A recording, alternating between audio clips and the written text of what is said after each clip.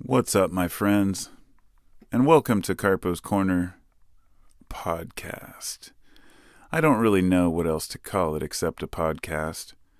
This isn't my usual format, but it's something I'm trying to move into. And today I have a variety of different subjects I'd like to talk about.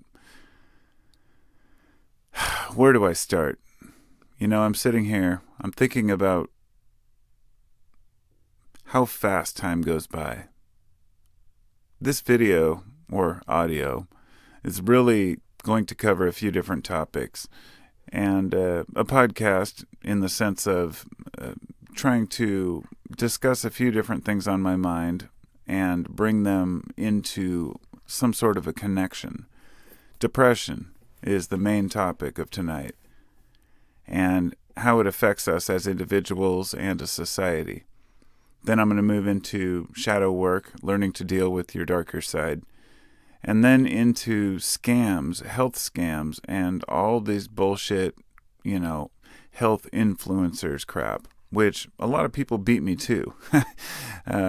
Between the time I intended to make this recording and talk about Goop and these other products out here that are basically just selling you garbage, I've seen like two of the other channels I subscribe to talk about this very subject. So, when I talk about a subject, it always seems like it comes up in various places because all of us are, relating to the same information. So, but I grabbed this one other paper that I was going to mention here, and it's called the Paradox of Knowing. It's about enlightenment. And I remember specifically looking at this paper, and I had it sitting up on my shelf a while back, and I said I'm going to make a video shortly, or a recording like this, and talk about this subject. And time went on. I looked at the date on the paper, and it says 7/9/2019. That is a long time ago. That means the time when I wrote that paper was over 6 months ago. And it's just weird. You think, well, I'm going to get to this. Next thing you know, 6 months go by, or a year, or 2 years. And I thought that was a great segue into the idea of what I mean by depression. I know a lot of my subscribers have had depression or have depressive symptoms. I only say that not because of any specific thing I've heard or things I talk about, but because that percentage of the population which faces depression is it's not always the same group. A huge percentage of people will suffer through some sort of a depressive episode in the next year. And most of us in our lives will go through at least one or two. And I wanted to relate back to 1995, 25 years ago. And I remember laying on my couch thinking I had no friends, nobody liked me, nobody cared about me. And I was living with my mom at the time, and I was 20 years old. And long story short, my brother had been hanging out with my friends, and my brother was 3 years younger than me. And he had a way of, let's just say, being a younger brother. I love him to death, but, I was a jerk to him as an older brother, and he was a jerk to me as a younger brother. That's just what happens. He would take my things and give them to my friends, and I'd see them and say, "Where'd you get that?" He'd say, "My brother gave it to him," so on and so forth. But in my mind, I thought that my brother had convinced my friends that I sucked, that I was worthless, or that it wasn't worth hanging out with me. I don't recall how the episode started, but there was about a 2-week to a month period where I was just laid out. I couldn't move. I felt completely, I was dysfunctional. And then one day I talked to my friend, and I don't remember the details, but I remember he dispelled the myth I was thinking by saying, "What are you talking about? Nobody feels that way." And on through life I went. I've had various episodes of depression and anxiety. I consider myself most points in my life to be a happy person. As happy as one can be when you're not, deluding yourself. But there's a lot of high-functioning depression out there, and a lot of people have learned to cope with it. And I say this because from the outside, a person who doesn't know me or knows someone else, might think, oh, well, this person's always happy. They've got a great life. That's complete nonsense. Everybody has problems. But being high functioning means you're able to deal with it. Many people have imposter syndrome, or they don't think they're worthy of their position or who they are. They feel like they should be doing more. And then other people aren't aware of our mood swings and what, our day really consists of as individuals. For all people. Nobody's immune to this. And we all know we have to play our role. We can't be a victim, right? We can't just push our way through life and say, well, poor me, you take care of me.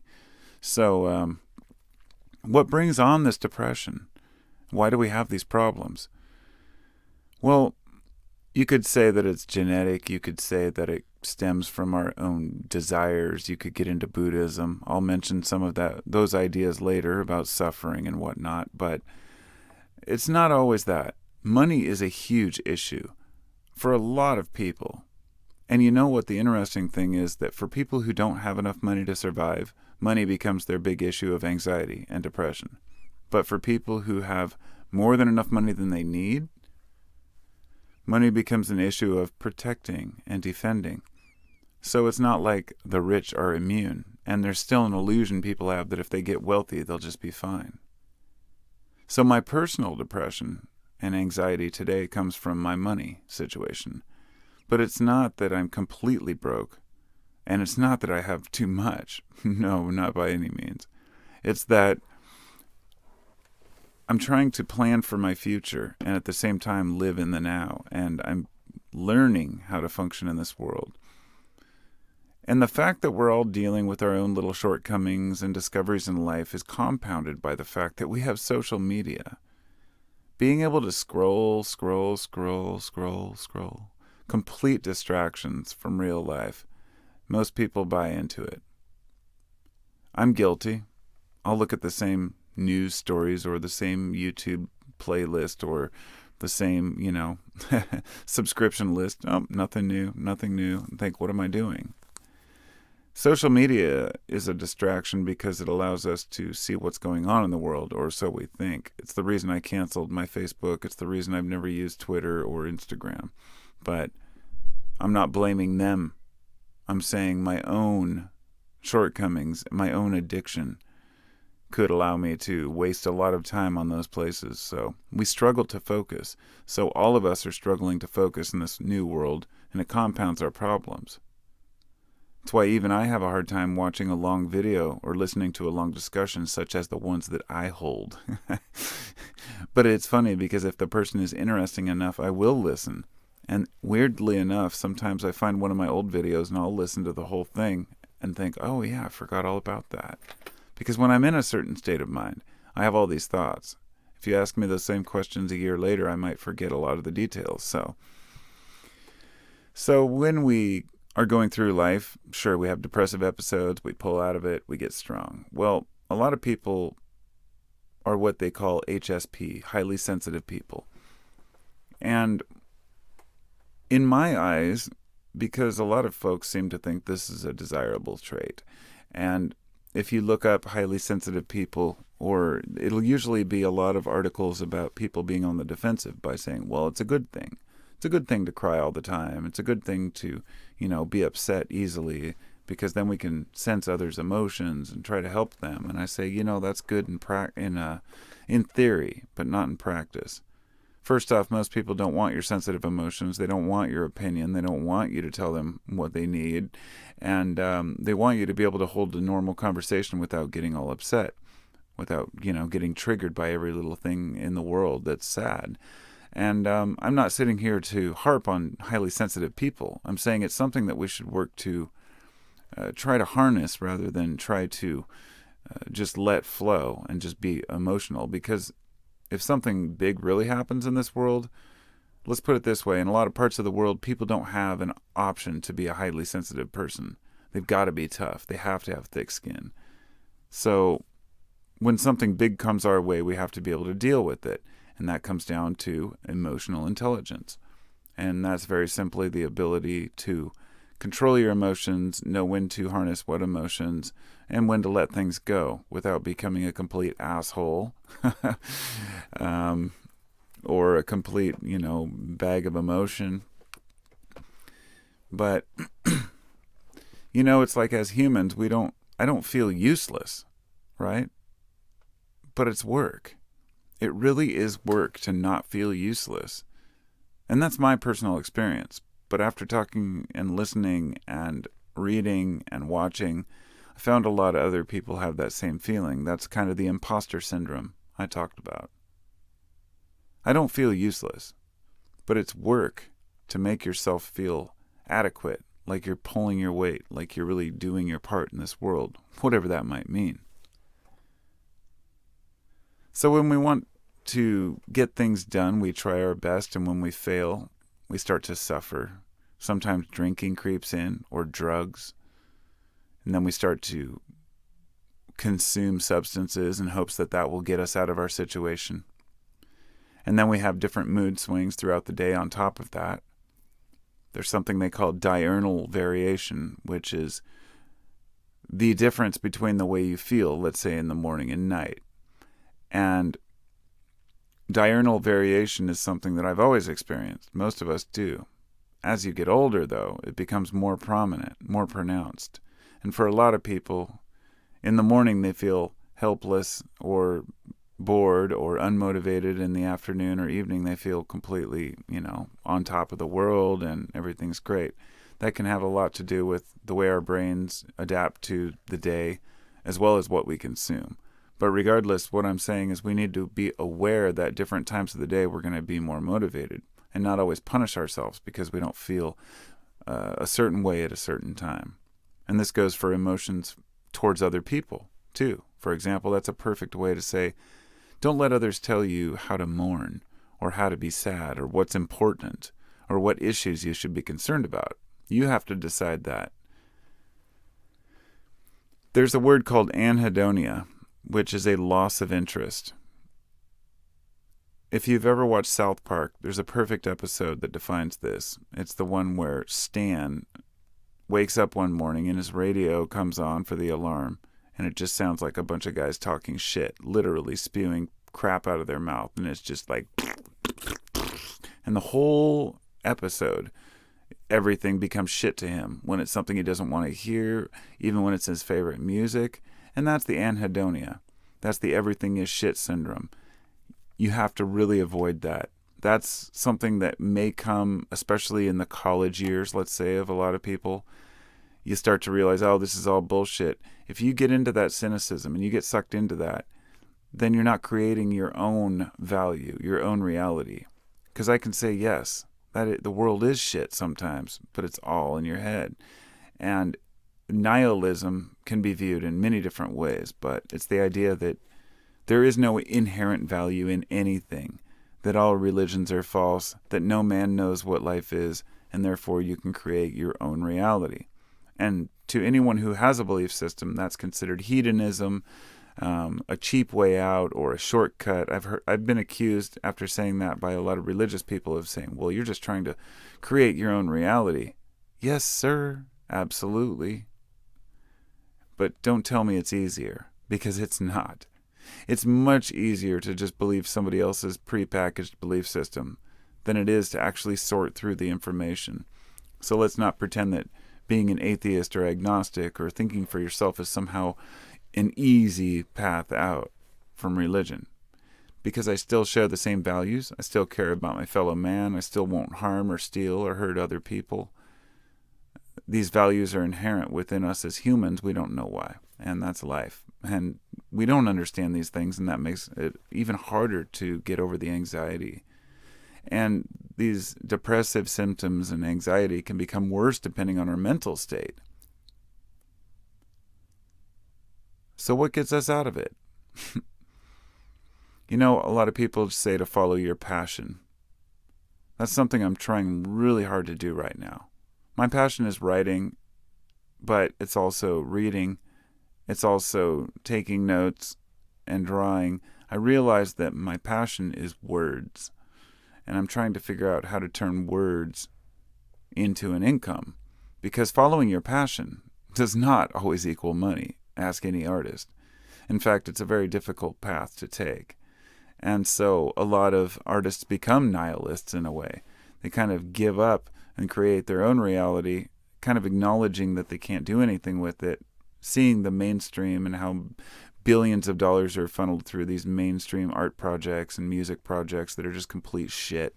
And then you wake up feeling like Stan, where everything on the radio sounds like crap, because it really is. So what do? Right? We push through. We push through this shit. We ask for help if needed. We have to stay strong, stay in motion, follow those passions, whatever it takes. And I know that sounds cheesy because every time somebody tells it to me, it sounds cheesy as hell. Say, oh yeah, it's so easy to just follow your passions, you know. I'll fall back into my little depressive state for a while, and then I'll fight through it and turn on some music and say, no, I'm going to do this. But we cannot fail to acknowledge the system itself creates anxiety. It's a go-go world. We need quiet time. If you're an introvert or an extrovert or anywhere in between, which most people are somewhere in between, we need quiet time. Sometimes I come out to my office here to record or make a video. Other times I come out and just sit. And I sit and think because I need that time. My brain gets overwhelmed with the world. And the older you get, it seems as the harder it is to deal with all the chaos out there. So we have to learn to harness it, deal with it. And also not to blame. Because a lot of folks, as they get older, they start to blame. They blame society. They blame their parents. They blame the government. They blame the Jews. They blame the blacks. They blame the men. They blame the women. It doesn't matter. It's all a complete bunch of bullshit. In other words, having judgments or opinions on races, cultures, or people is one thing. But actually actively seeking out and telling other groups that they're to blame for your problems is, I think, kind of a scapegoat, a way to get away from your own problems, not having to, be accountable. And we're living in a world where nobody's accountable and where being unique is not rewarded. And society, parents, teachers, they all have expectations of us. And if we don't fulfill those expectations, then all of a sudden we feel like shit. But you know what's important? More than any of that is the expectation of yourself. We all have an expectations of ourselves. But it's also important to acknowledge the expectations of others, of course. I mean, we go through a lot of different things in our life. We have ages where we go through many different age groups or, job change, having kids, losing people, gaining people, or having realizations or epiphanies about life.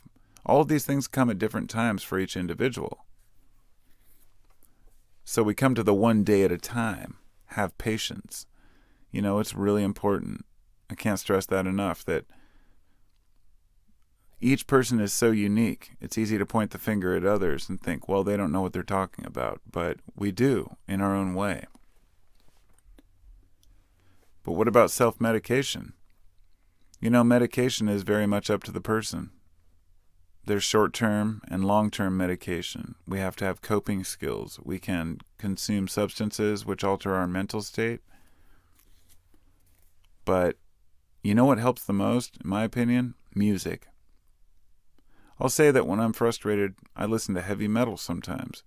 I'm a huge music fan. I listen to everything. I'll listen to heavy metal. It'll go right into some Crosby, Stills, and Nash. Then I'll go into some rap. Really, I have no limits. I like everything as long as it has a good message and I can relate. But I like to dance, I like to listen to music, and I like to think. And even though many people in society, in fact most people, respect music, the world ignores philosophy. So I can relate with you on a certain song, but maybe not on a philosophy or an idea. It seems that thinking isn't something that's really that cherished, unless you're using it as some kind of pretentious, you know, a way to say, look who I am, look at what I know. I read about philosophy. I'm not talking about old philosophers. I'm talking about coming up with your own philosophy about life. A lot of people are paranoid out there about the world. And I remember I read this quote the other day that said, paranoia is hypersensitivity to variables you haven't considered. Actually, no, it was Joe Rogan who said that on one of his shows. And I'm sure he'd recited that, but it says paranoia is hypersensitivity to the variables you haven't considered. And what he was talking about cannabis, but I was relating it to just life in general. How a person, when you really take the time to think about what's going on, paranoia can really mean just thinking about things you hadn't thought about before. And that's kind of funny because a lot of people really don't think about the bigger picture of life. And you find that out the hard way when you talk to them. You have to have really thick skin out there in the world. The hatred can get into your pores. The negativity can hijack your brain. You can get into these conspiracy channels where everybody's pointing the finger and it's always somebody else's fault and everything is somehow a false flag. And, it's a way to hijack your emotions. You got to let it go because you realize you'll never be liked by everyone. And this is a conclusion most people eventually come to. You're always going to be hated by some. You're always going to be disagreed with by some. But if we find a community that agrees with us, then often we can get really sucked into that community. I found there's two kinds of people with thick skin. Very stupid or very intelligent. And that's absolutely true. Which means that if you insult somebody or tell them the truth or tell them like it is, if you're intelligent enough to just let it ride, you just, you don't have to let other people's bullshit affect you. But also people who are too dumb to even realize what you're saying. So,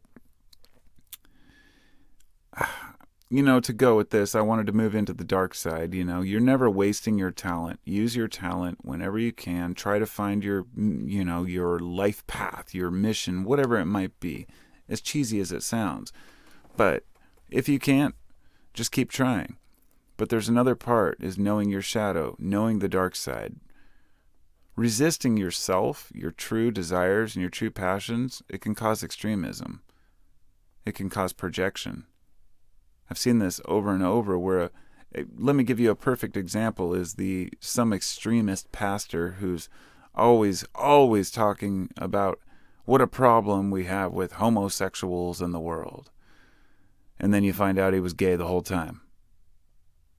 Or somebody who's talking about child abuse, and then years later you find out he was a child abuser. This happens consistently. We see this all the time in the news. So in other words, people will project themselves on the world when they feel insecure about their inner feelings. And it's a good way to get to know people sometimes. But denial of our inner nature or repressing it, that can really cause a lot of inner conflict. You have a choice of self-improvement or self-acceptance. And you can always be improving upon yourself, but you have to be mindful it's a lifelong process. If we deny our nature, it equals suffering. It's that simple. And by the time we figure it out, by the time we figure anything out in this life, we've changed our mind sometimes. And that makes it difficult because we finally discover some reality and then all of a sudden we don't agree with it anymore. Change is existence. Everything is always in flux. The light cannot exist without darkness. And that's just the reality as we have to see it. And we have plenty of darkness out there. Definitely, we do. Which brings me to my final conclusion, or should I say my final discussion within this video or audio recording here. It's something I was going to put in a separate video. Maybe I should, actually. I was going to talk about influencers and these new products through Gwyneth Paltrow and this Goop line, and the kind of shit that they're selling individuals. But I think I'm going to save it for a separate recording because there's a lot of different discussions. I really wanted to keep this surrounding depression, sensitivity, passions, anxiety, and I guess I should leave it there. The world that we live in is the world we live in. Trying to define it is fruitless. Each one of us sees everything through our own eyes, through our own unique perspective. I've said that before, but I pretty much say it every video. We all see things uniquely. And this is underscored in capital letters, in bold print, because we tend to forget that. We might be having a discussion with another human. They may look like us, they may talk like us, but deep down inside, we're just using these preconceived notions and these patterns and words that we understand or try to understand to put together into a way where we can convey our message to someone else. And they may or may not agree with us.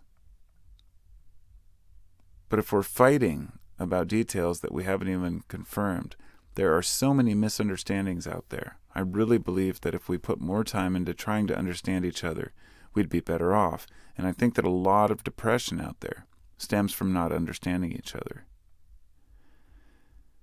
The one thing that I've seen as I'm trying to piece together the psychology of humans for my own reasons, so I can understand my fellow humans and myself, is that within all these different groups, whether it be political, whether it be religious, whether it's a sewing circle, whether it's a flat earth society, all the people who gather in groups behind ideas, I found that the ideas are rarely as important as the community. In fact, I would go as far as to say that the community within even religions is much more highly important than the individual beliefs, because it allows people to hold each other in times of need and to have some understanding of the world around them. And when it comes to politics, if we're really divided between left and right, as ridiculous as it is, then we're missing the bigger picture that we really all have the same inner needs, the same inner desires. We just define them differently. And letting go of these differences helps us realize that much of our depression, much of our anxiety comes from the idea that we may be wrong, that we may not have the full picture, or that we're afraid that somebody else is out to get us. And generally, I would say this: the world's not out to get us as much as we think. Most people are just living their own lives, and they're not going to waste their time with us. So we have to take care of ourselves. And more importantly than that, take care of each other. So I hope you find your community, because I think community is our way out of depression. And I hope I defined that as well as possible. Thanks for coming along, and I appreciate you listening, and I hope you gained something from it. If anyone, I'm trying to reach the people out there who are afraid of doing their own shadow work. It's okay to go into the darkness. You will come out. Don't define things as good and evil. If you're feeling depressed or anxious, and in religion or beliefs are playing any part of that, let go of anything you believe and start over. Because it's more important that you're thinking rationally and clearly. Because, as I was saying, the enlightenment is always there. You just have to peel away the layers to discover what your version of it is. Thanks for listening. I'll talk to y'all later. Thanks for coming to Carpo's channel, yo. Yeah.